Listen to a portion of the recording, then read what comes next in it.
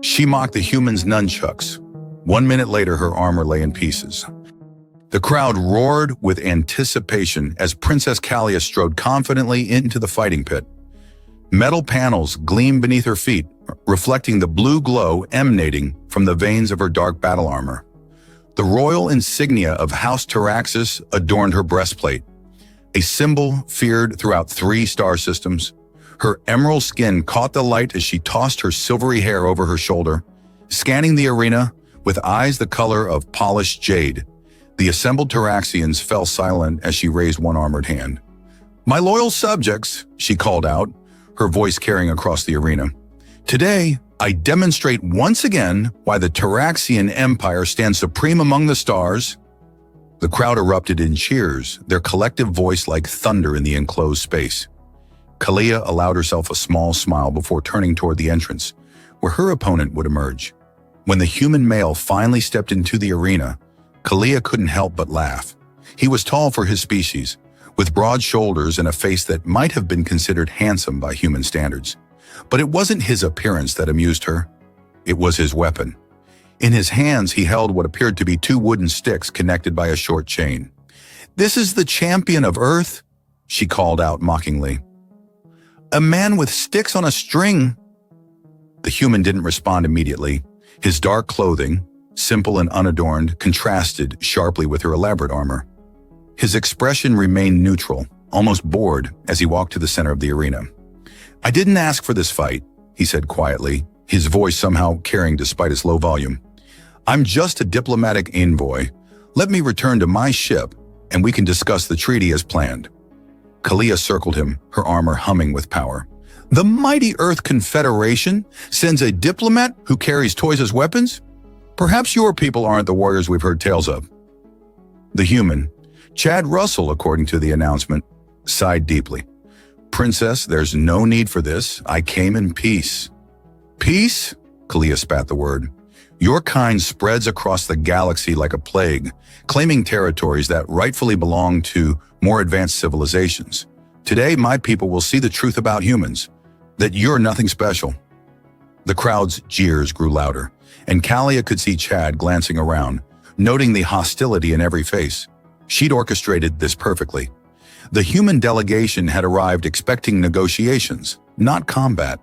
But Taraxian tradition allowed the royal family to challenge any foreign dignitary to prove their worth before discussions could begin. Most visitors knew this and brought champions. The humans, in their arrogance or ignorance, had not. "You really think you can defeat me with those pathetic sticks, human man?" She laughed, drawing her ceremonial blade, a curved sword that glowed with the same blue energy as her armor. Chad looked at his nunchaku, then back at her. "Last chance, princess. I'm not here to fight." "Too bad," she replied, her smile predatory. "Because I am." Without warning, she lunged forward, her blade slicing through the air where Chad's head had been a moment before. But the human had already moved, stepping aside with surprising grace. What happened next occurred so quickly that many in the audience would later argue about the sequence of events. Chad's wooden weapons became a blur as he spun them around his body. The princess attacked again and again, each strike meeting only air or the spinning wooden sticks. Kalia grew frustrated. Her armor enhanced her strength and speed, yet she couldn't land a single blow. Worse, the human hadn't even attempted to strike her. He was merely defending, making her look increasingly foolish. "Fight back, coward," she snarled, launching a particularly vicious attack. Chad finally obliged. The nunchaku suddenly changed direction, wrapping around her sword arm. Before she could react, he pulled, throwing her off balance. As she stumbled, his weapon struck with precision, not at her body, but at specific points on her armor. 1 minute after the fight began, a loud crack echoed through the arena. Blue energy sparked wildly as hairline fractures appeared across Kalia's breastplate. Another strike, and the fractures spread. A third, and her pauldron shattered completely. Piece by piece, her supposedly impenetrable armor cracked and fell away, leaving her kneeling in the center of the arena in her undersuit, surrounded by fragments of metal and fading blue light. The silence in the arena was absolute. Chad stood over her, nunchaku hanging loosely at his side. "I studied Taraxian battle armor before I came. The power nodes are your weakness. Hit them in the right sequence and the whole system fails.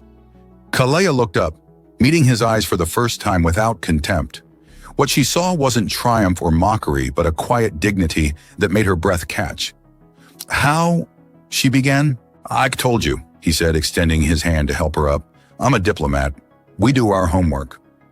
As she took his hand, something shifted in the air between them, something neither had anticipated. "The council demands an explanation for this." "Humiliation," hissed Counselor Drex, his scaled fingers tapping in impatient rhythm on the polished stone table. Kalia stood before the Tyraxian High Council, her chin raised despite the shame burning in her chest. She changed into a formal robe that bore her family's insignia, but nothing could disguise the blow to her pride. "I underestimated the human," she admitted, the words bitter on her tongue. "It won't happen again." "Indeed it won't," said High Counselor Merrick, his ancient face creased with disapproval. "Because you've jeopardized our entire negotiation position. The humans now know our battle armor can be defeated with primitive weapons." "Not primitive," Kalia corrected before she could stop herself. "Precisely applied. There's a difference." The council chamber fell silent, 7 pairs of eyes narrowing at her defense of the humans' tactics. "Perhaps the princess has developed an appreciation for our visitors," suggested Counselor Vex, her voice dripping with insinuation. Kalia's hands clenched beneath the table. "I merely state facts. Underestimating them further would be foolish." High Counselor Merrick studied her for a long moment before sighing. "Regardless, we must salvage these negotiations. The Earth Confederation controls resources we need, and they've established outposts too close to our borders for comfort." "What would you have me do?" Kalia asked. "You created this mess," Merrick replied. "You will fix it. The human, Russell, has requested a private audience with you. Grant it. Learn what he wants, what he knows about us. Charm him if necessary."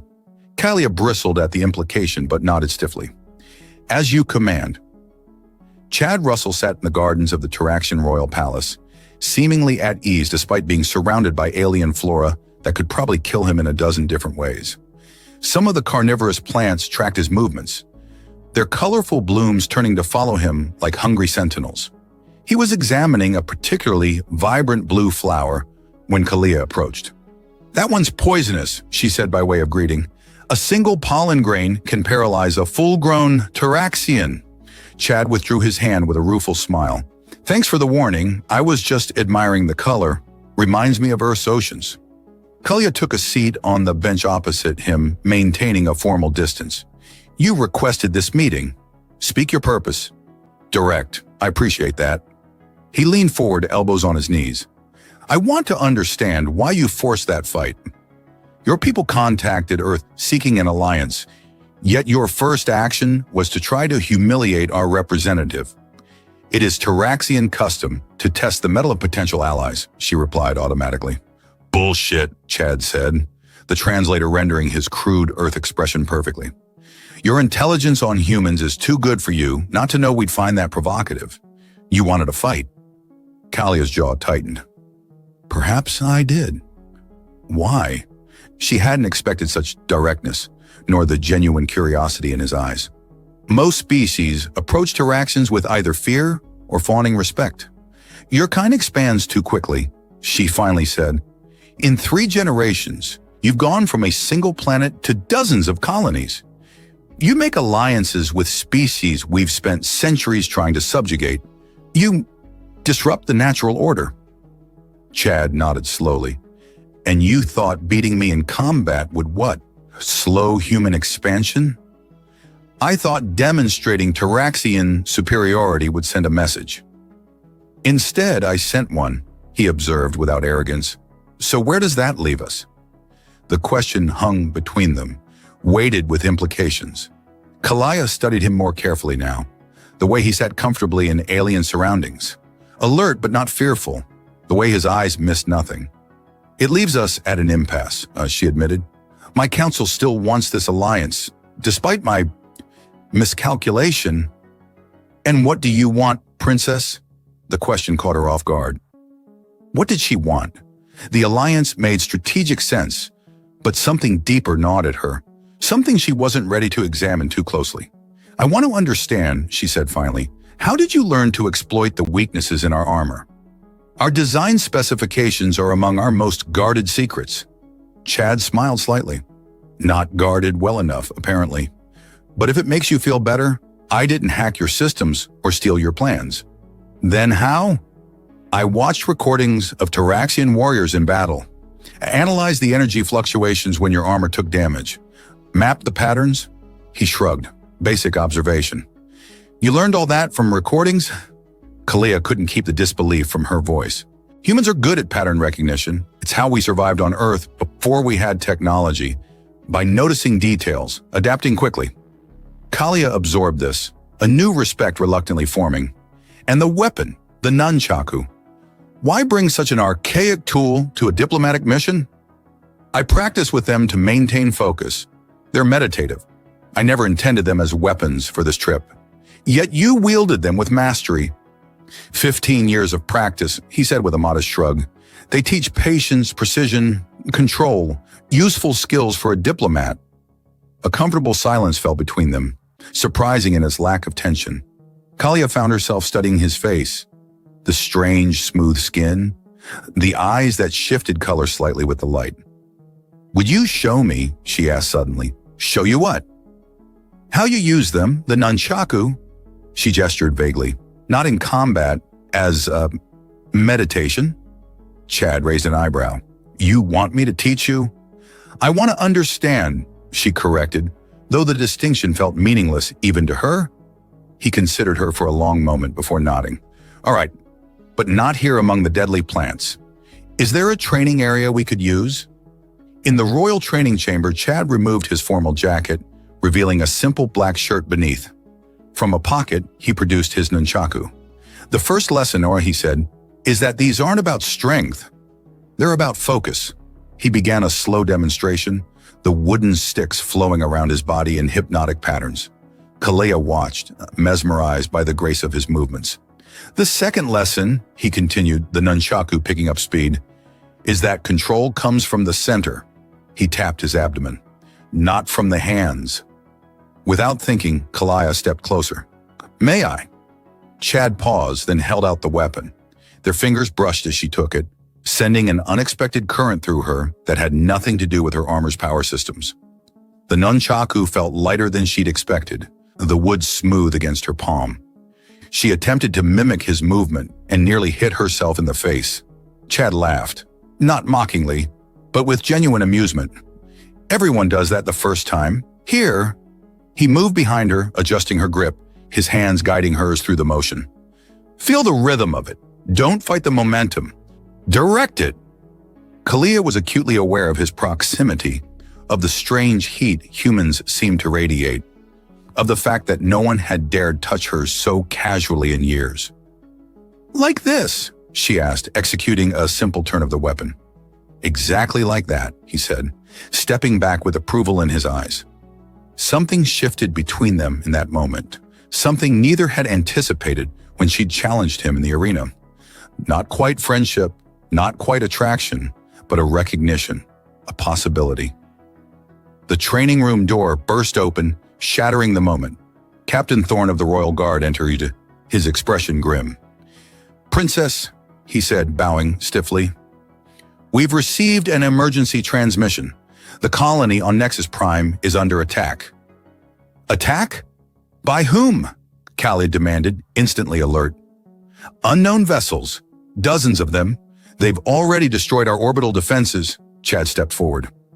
Nexus Prime, that's the planet on your border with the Skaro Dominion, isn't it?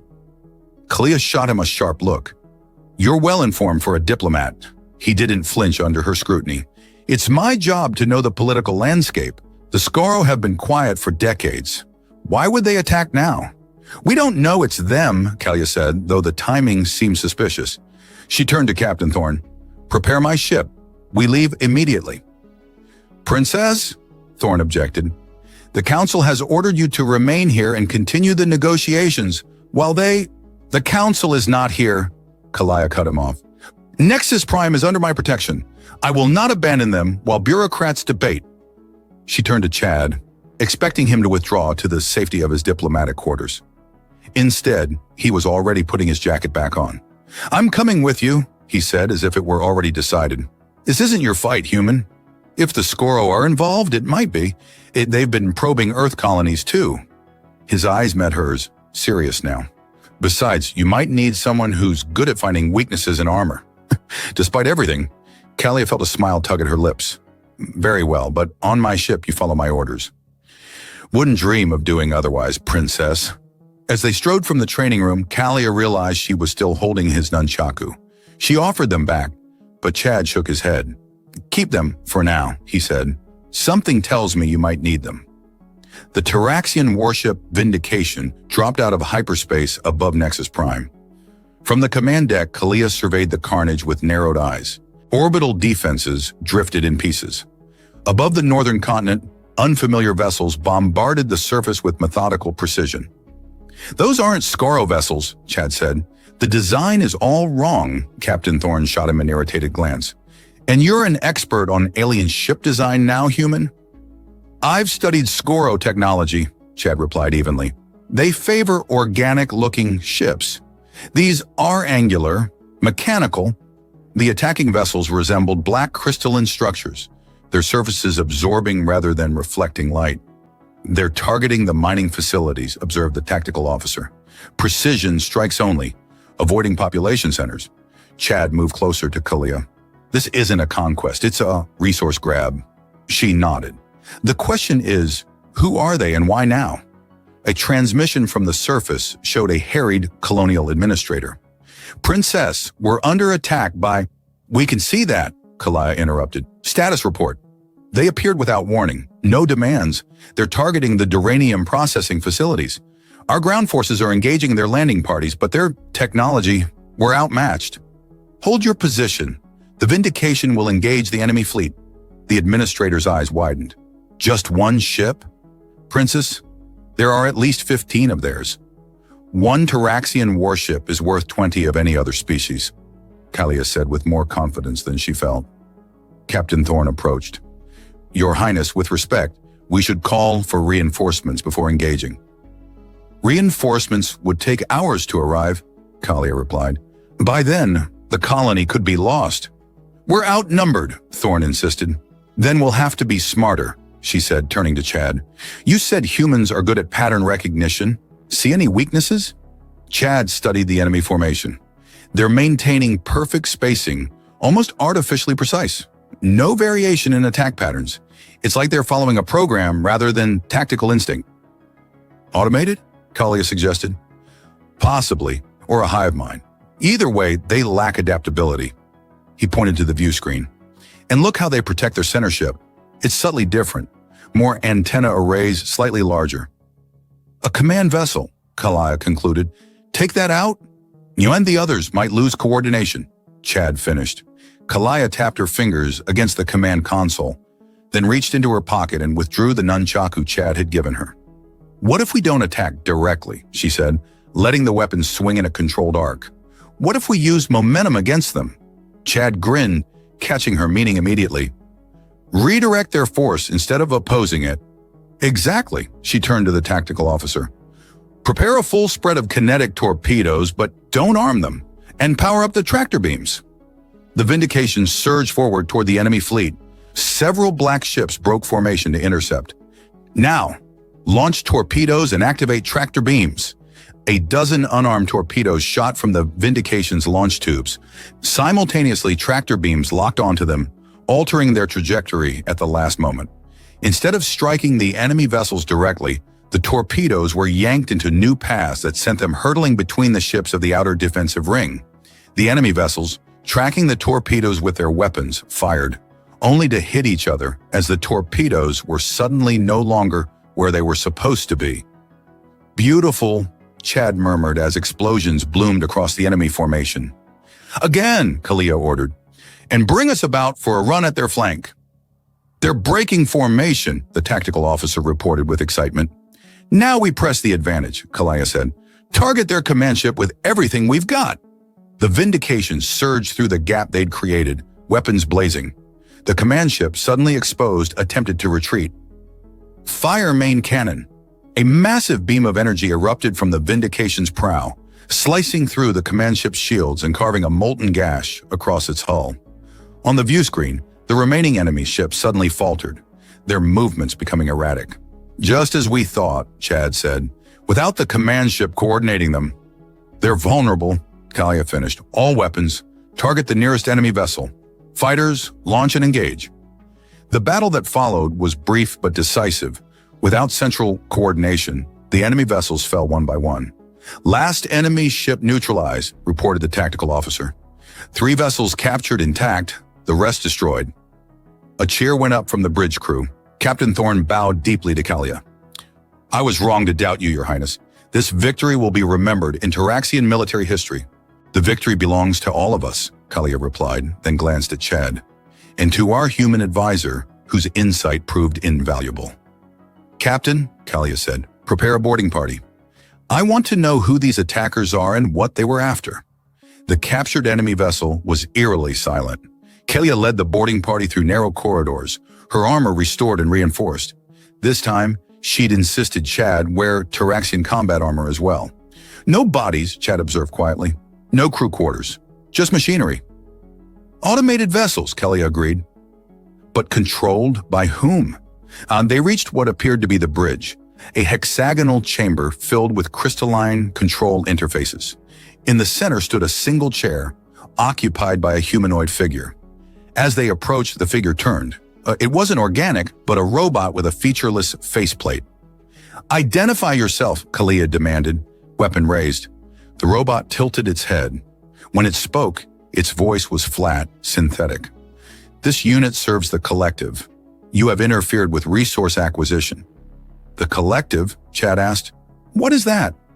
"The Collective requires no explanation. The Collective requires duranium." "Why not establish diplomatic relations? Request trading rights?" Chad asked. "Inefficient. Taking is optimal. You attacked a Taraxian colony. That was your mistake," Kalia said coldly. "Negative. Mistake was underestimating defensive capabilities. Adaptation will occur. The Collective will return with sufficient force." "A threat?" Kalia asked. "A certainty. This unit's destruction is imminent. Data has already been transmitted. The Collective now knows of Taraxian and human cooperation. Analysis suggests this combination presents greater threat than anticipated." "How do you know I'm human?" Chad asked. "Biological scans complete. Human presence unexpected. Human-Taraxian alliance problematic. The Collective will adjust strategy accordingly." Before either could respond, the robot's faceplate began to glow red. "Self-destruct sequence initiated," it announced. "Everyone out," Kalia shouted, grabbing Chad's arm. They barely escaped before the vessel erupted in a ball of flame. Back on the Vindication's bridge, they watched grimly as the other captured enemy ships simultaneously self-destructed.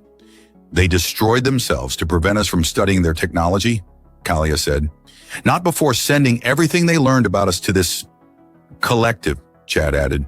"They seemed particularly concerned about humans and Taraxians working together." Kalia nodded slowly. "Perhaps our alliance is more important than either of our governments realized." Captain Thorne approached. The colony suffered significant damage to its mining infrastructure, but civilian casualties were minimal. "There's also a message from the High Council. They're displeased that you engaged without authorization." "Tell them I'll accept full responsibility upon our return," Kalia replied, "after they commend the crew of the Vindication for saving one of our most valuable colonies." As Thorne moved away, Chad stepped closer to Kalia. "This Collective, they're unlike anything I've encountered. No demands, no communication, just taking what they want." "A threat to both our peoples," Kalia agreed. "One that may require a formal alliance to address." "Is that your diplomatic way of saying I was right to come along?" Kalia raised an eyebrow. "Don't push your luck, human, though I will admit your unconventional perspective proved useful." High praise indeed from a Taraxian princess. Their banter was interrupted by the tactical officer. "Princess, long-range sensors are detecting multiple hyperspace signatures approaching Taraxian vessels. It's the 4th Fleet." "Reinforcements," Kalia said. "Late, but welcome nonetheless." Chad studied her profile as she issued orders. In the heat of battle, he'd seen a different side of the princess. Not just a warrior, but a brilliant tactician who valued the lives under her command. "You know," he said quietly, "and then when you challenged me in that arena, I never imagined we'd end up fighting side by side." Kalia turned to him, her expression softening slightly. "The day is full of surprises, Chad Russell, and I suspect there are more to come." The Grand Council chamber of Taraxis Prime gleamed with polished obsidian and ceremonial weapons. 12 high counselors sat in tiered seats, staring down at Princess Kalia and her human companion. "You violated direct orders," High Counselor Merrick said, "engaged an unknown enemy without authorization, risked a royal heir in combat." "I saved a Taraxian colony," Kalia replied, standing tall, "and gathered critical intelligence on a new threat." "A threat you claim requires immediate alliance with the humans?" Counselor Vex added skeptically.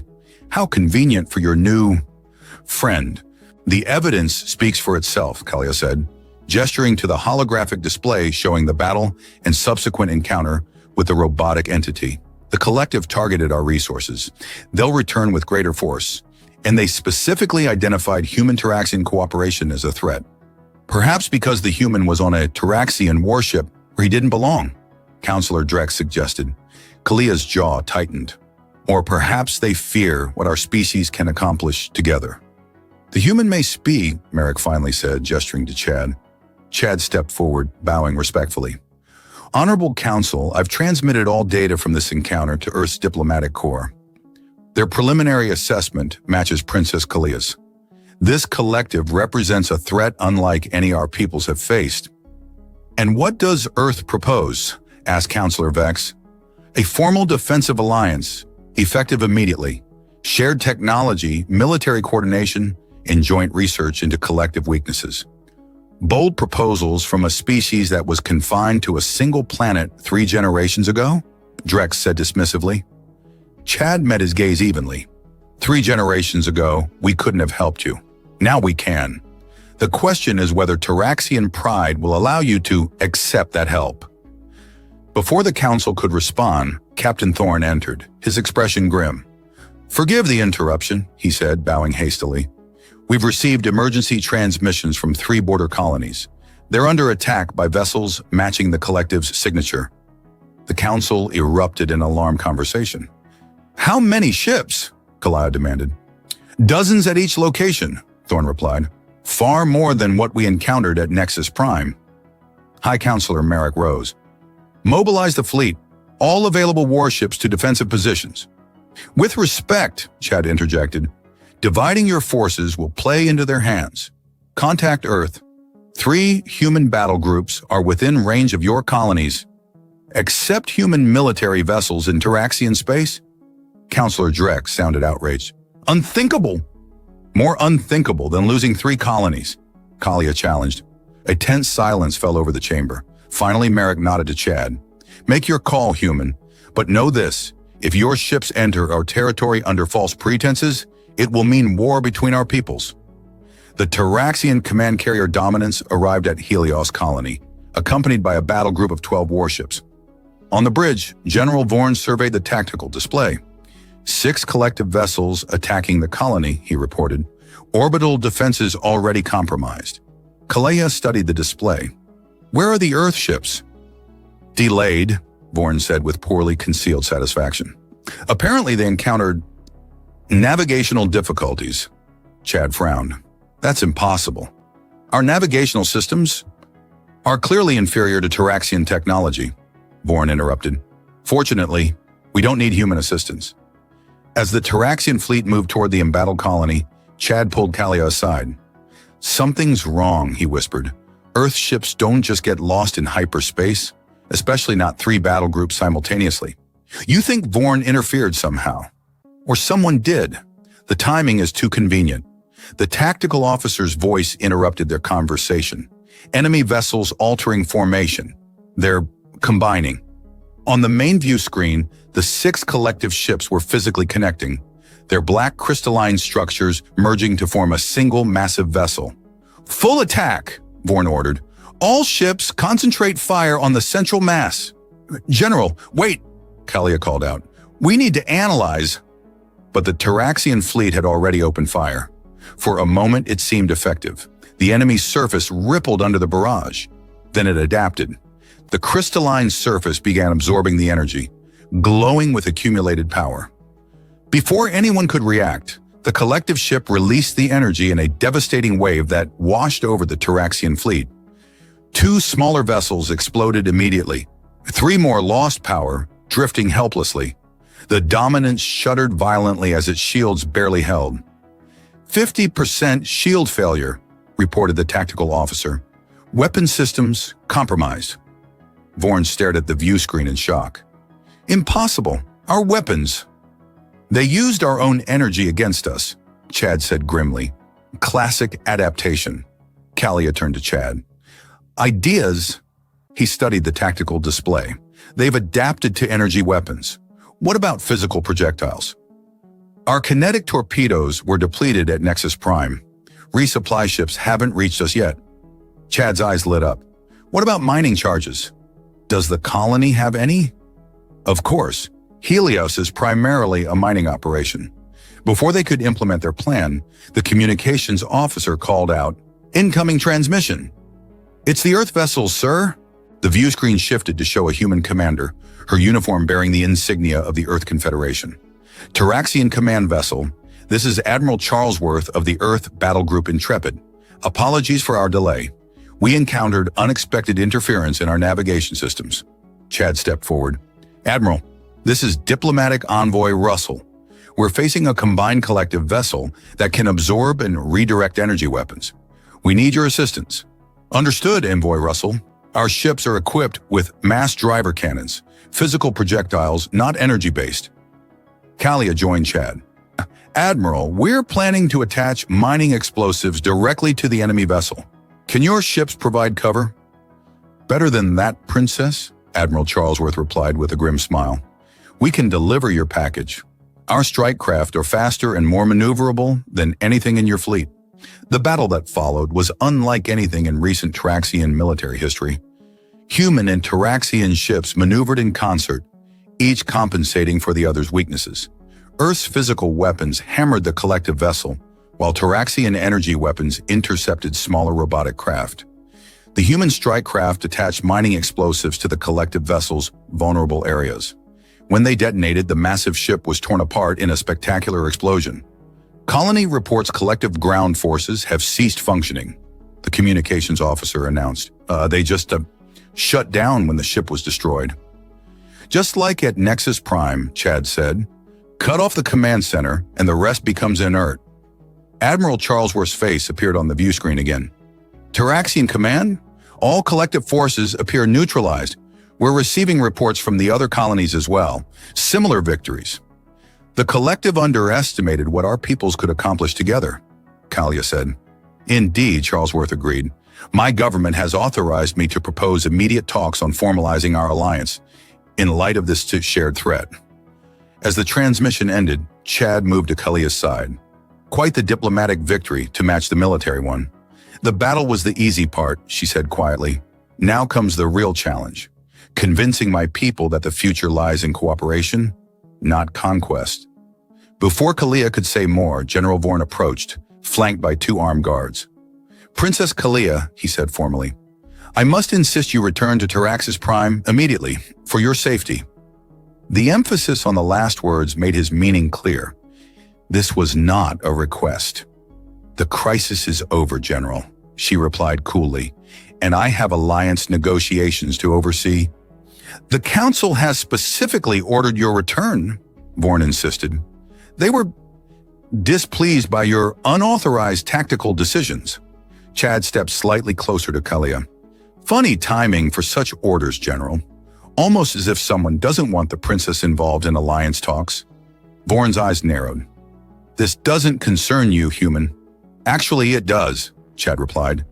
"As Earth's diplomatic representative, I formally request Princess Kalia's presence at the alliance negotiations. Diplomatic protocol gives her the right to accept or decline." "I accept," Kalia said quickly. "Please inform the Council that I will return after preliminary negotiations are complete." Vorn's face darkened. "You're making a mistake, Princess. There are Factions who will not look kindly on this. I'm well aware of the political landscape, General. Now, if you'll excuse us, the Admiral is waiting. The Grand Assembly Hall of the Taraxian High Council was packed to capacity. Council members, military officers, noble families, and diplomatic representatives from Earth filled every available space. At the center stood General Vorn, his voice resonating through the chamber. Sir, and so I urge the Council to reconsider this hasty alliance, he concluded. The collective threat, while real, does not justify surrendering Taraxian sovereignty to human oversight. The massive doors swung open, interrupting his speech. A murmur swept through the crowd as Princess Kalia entered, her head held high. Beside her walked Chad Russell, dressed in formal Earth diplomatic attire. Princess, High Counselor Merrick said, surprise and evident in his voice, "We expected you to remain with the diplomatic team aboard the human vessel." "I felt this matter required my personal attention," Kalia replied, her voice carrying throughout the hall. "Especially when the future of our people is at stake." Vorn's expression darkened. "The Council has already decided to review the treaty terms. Your presence is unnecessary." "On the contrary," Kalia said, moving to the center of the chamber, "I bring new information that directly impacts our deliberations." The hall fell silent as she turned to address the entire assembly. 3 days ago, our intelligence division intercepted a transmission from a collective scout ship. Analysis confirms they're gathering a fleet, one far larger than anything we've encountered. Their target appears to be both Taraxis Prime and Earth. Shocked whispers spread through to the crowd. "This information hasn't been verified," Vorn objected. "It could be misinformation or even a human fabrication to pressure us into accepting their terms." "The transmission was authenticated by both Taraxian and human cryptographers," Chad said, stepping forward, "and subsequent long-range scans have confirmed unusual activity in the Vega sector, consistent with a large-scale mobilization." "If this is true," Counselor Vex said, "then we have even more reason to focus on our own defenses rather than diluting our forces through alliance." "With respect, Counselor," Chad replied, "neither of our civilizations can withstand what's coming alone. The collective adapts to each encounter. They've already developed countermeasures for Taraxian energy weapons. And next time, they'll have answers for Earth mass drivers too." "Only together do we stand a chance," Kalei added. "Not just militarily, but culturally. The collective is a singular entity, uniform, unchanging except to overcome specific obstacles. Our strength lies in diversity, in the combination of different perspectives and approaches." She moved closer to Chad, their shoulders nearly touching. "Which is why I've made a decision that I believe will secure our alliance and our future." The assembly waited, tension building. "In accordance with ancient Taraxian tradition, I have accepted a formal bond with Envoy Chad Russell of Earth," Kalyan announced. "A bond of both diplomatic and personal nature." The hall erupted in astonished exclamations. Vorn looked thunderstruck. "This is outrageous," where he sputtered. "The royal bloodline cannot be." "The royal bloodline has always adapted to ensure Taraxian survival," Kalia cut him off. "My ancestors forged marriages with former enemies, secure peace. I do the same now, with the full authority of my position." Chad stepped forward. "My government has recognized this union and elevated it to the status of a binding treaty component. Any rejection of it would constitute a breach of diplomatic protocol." It was a masterful move. By invoking ancient tradition and modern diplomacy simultaneously, they'd created a situation where rejecting their union would require rejecting the alliance itself, something increasingly difficult to justify with the collective threat looming. High Counselor Merrick studied them for a long moment, then slowly rose from his seat. "The Council recognizes the Princess's right to form such a bond," he said carefully. "However, the implications for succession and governance must be addressed."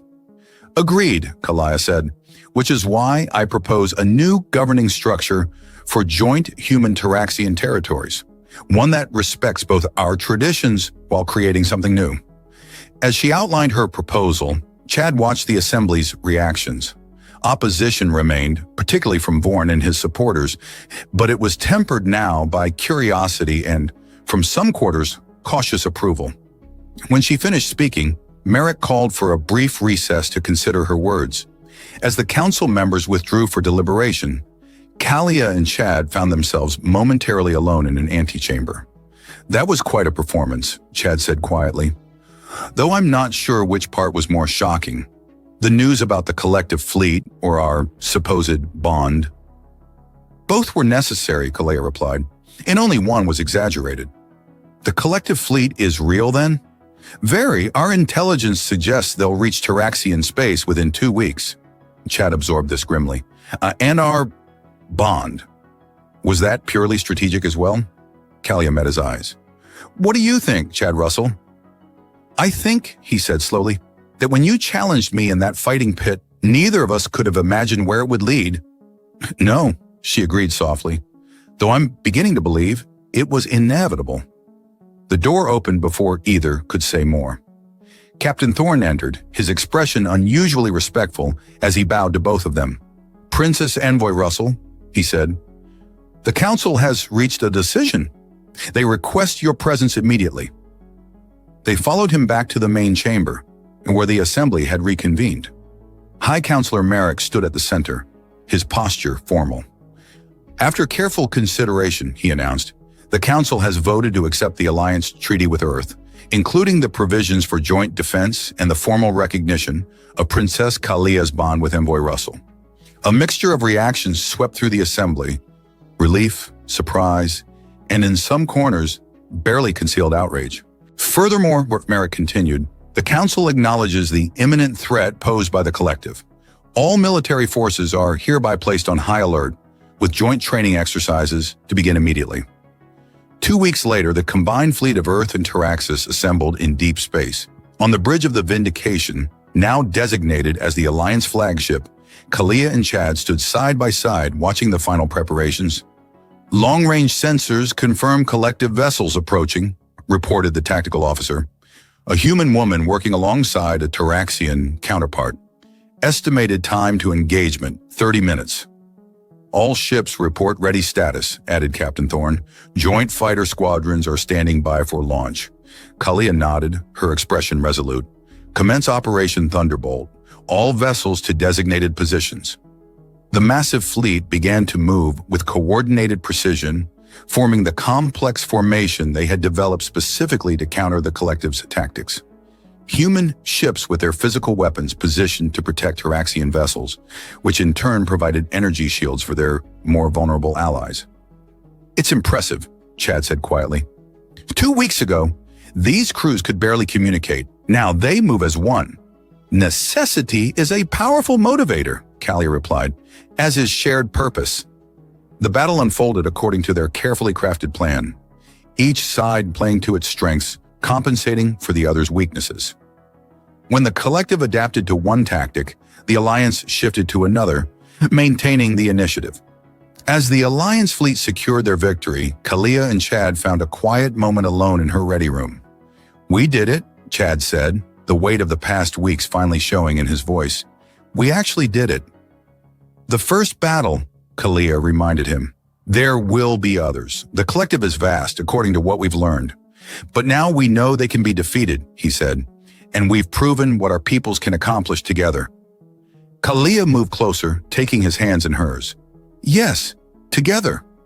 The word held new meaning now, not just an alliance of convenience or necessity, but something deeper, something that had begun in a fighting pit with mockery and broken armor, and grown into a bond that might reshape two civilizations. "What happens now?" Chad asked softly. Now," Kalia said, "we build something new, not just Taraxian, not just human, something better than either alone." "Ambitious," he observed with a smile. "I've never aimed for less," she replied. "Neither have you." Their lips met in a kiss that sealed their private promise to each other and to the future they would forge together. A future where differences became strengths, where ancient enemies could become allies, and where even the most unlikely beginnings could lead to something extraordinary. The observation deck of Space Station Unity offered a spectacular view of the ceremony below. Dozens of ships, human and Taraxian designs alongside new hybrid vessels, performed intricate maneuvers in perfect synchronization.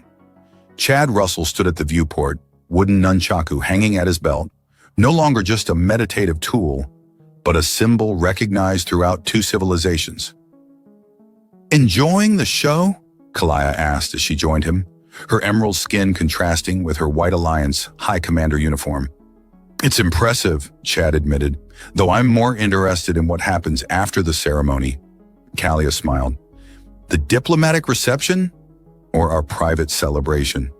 Both have their appeal," he replied, "though I'm particularly looking forward to showing you the surprise I've arranged." "Another surprise?" The last one involved that earth delicacy, ice cream, which you loved, Chad pointed out. "It was acceptable," Kalia conceded, though her eyes betrayed her fondness. A chime from her communication device interrupted them. Kalia frowned at the message. "General Vorn is demanding a private audience before the reception." "Want me to come with you?" Chad asked. "Better not. He's more likely to speak freely if it's just me." "Be careful," Chad warned. "Vorn may have lost power, but he hasn't lost his ambition." "I can handle Vorn," Kalia replied confidently before departing. Chad watched the fleet demonstration conclude, reflecting on how much had changed in a year. The collective had launched 2 more attacks, each defeated more decisively than the last. With each victory, the alliance had grown stronger. His thoughts were interrupted by the station's alert system, a soft tone indicating an internal security issue. "Attention all personnel. Security breach detected in conference room 2. Chad raced through the corridors, joined by High Counselor Merrick and Captain Thorne. General Vorn entered with Commander Kalia, Thorne explained as they ran. "Our systems detected an energy signature matching collective frequencies." They reached the conference room to find the door sealed. From inside came the sound of energy weapons, and Kalia shouting combat commands. When they finally overrode the door, they found chaos. Kalia crouched behind an overturned table, weapon in hand. Across the room stood General Vorn, his body a grotesque hybrid of Taraxian flesh and collective technology. "The collective sends its regards," Vorn said, his voice mechanically distorted. "Your alliance has been inconvenient." "So you infiltrated one of our generals," Chad said, positioning himself to flank the corrupted Taraxian. "There are others like me throughout both your civilizations," the hybrid replied, waiting, watching. Chad caught Kalia's eye, a silent communication passing between them. While Vorn monologued about the collective's plans, Chad struck with his Nunchaku, targeting the junctions where technology merged with flesh. Simultaneously, Kalia fired her weapon. The security team joined the attack, following Captain Thorne's orders. "Cease energy weapons. Physical attacks only." Together, they overwhelmed the hybrid. As Vorn fell to his knees, the crystalline structures on his body began pulsing with energy. "Everyone out!" Chad shouted. "He's going to self-destruct." They barely cleared the threshold before an explosion rocked the conference room. And in the corridor, Chad held Kalia close. "Are you all right?" She nodded against his chest. "I'm fine. He caught me off guard initially, but I was handling it." "Of course you were," Chad said with a smile. "I just thought you might appreciate the assistance." "The timing was acceptable," she conceded. Despite the incident, they decided to proceed with the ceremony. "That's exactly what the collective wants. To disrupt our alliance," Kalia insisted.